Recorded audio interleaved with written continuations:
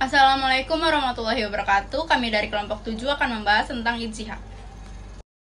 Assalamualaikum warahmatullahi wabarakatuh. Saya Pertiwi Diastuti, NPM 2023145000805. Assalamualaikum warahmatullahi wabarakatuh. Saya Intan Milani dengan NPM 202314501225. Assalamualaikum warahmatullahi wabarakatuh. Nama saya Eva Safira dengan nomor NPM 2023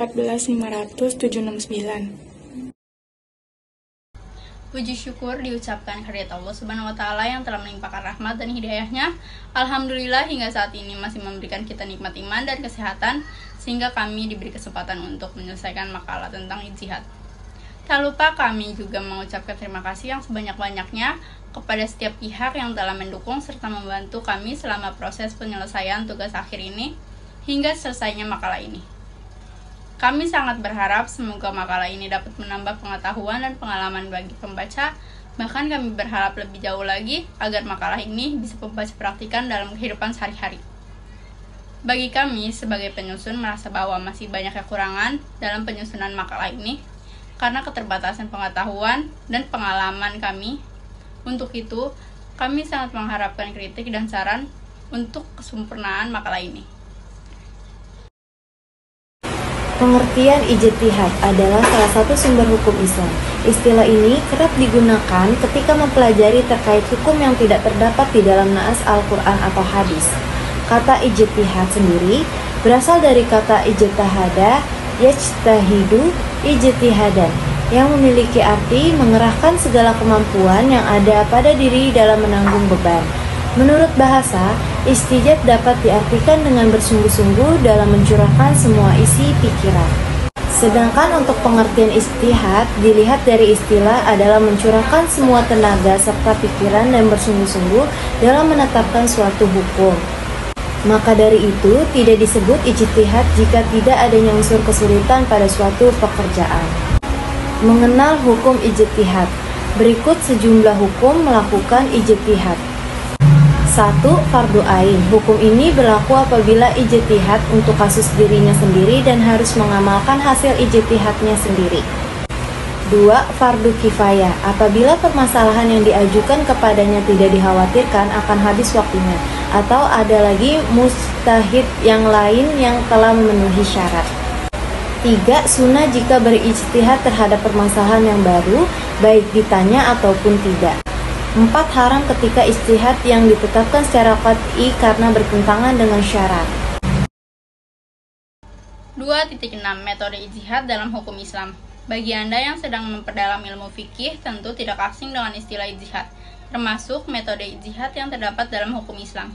Sumber hukum Islam memang ada beberapa, hal inilah yang membuat metode-metode dalam ijtihad sangat dibutuhkan untuk memutuskan perkara yang ketentuannya tidak terdapat dalam Al-Quran maupun Sunnah. 2.6.1 Metode yang disepakati. 1. Ijma. Ijma merupakan kesepakatan seluruh mujtahid di suatu masa setelah Rasulullah SWT wafat dan berkaitan dengan hukum syara yang tidak terdapat dalam Al-Quran dan hadis. 2. Qiyas.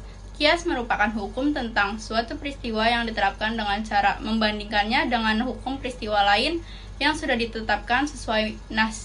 3. Qaul al-sahabi. Qaul al-sahabi merupakan pendapat sahabat yang berkaitan dengan perkara yang dirumuskan setelah Rasulullah SWT wafat. 4. Syar'u man qoblana. Syar'u man qoblana merupakan hukum Allah SWT yang disyariatkan untuk umat terdahulu melalui nabi-nabi sebelum Rasulullah. 2.6.2 Metode yang tidak disepakati. 1. Istihsan. Istihsan merupakan perpindahannya mujtahid dari satu ketentuan hukum ke hukum lainnya karena terdapat dalil yang menuntunnya. 2. Istisad. Istisad merupakan metode yang dilakukan dengan menetapkan yang sudah ada sebelumnya sampai ada dalil yang merubahnya.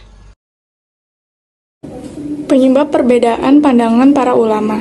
Ketika Rasulullah SAW masih hidup, perbedaan pendapat sangat jarang terjadi. Sebab Rasulullah merupakan tokoh sentral, tempat rujuknya segala permasalahan yang dialami oleh para sahabat. Jika para sahabat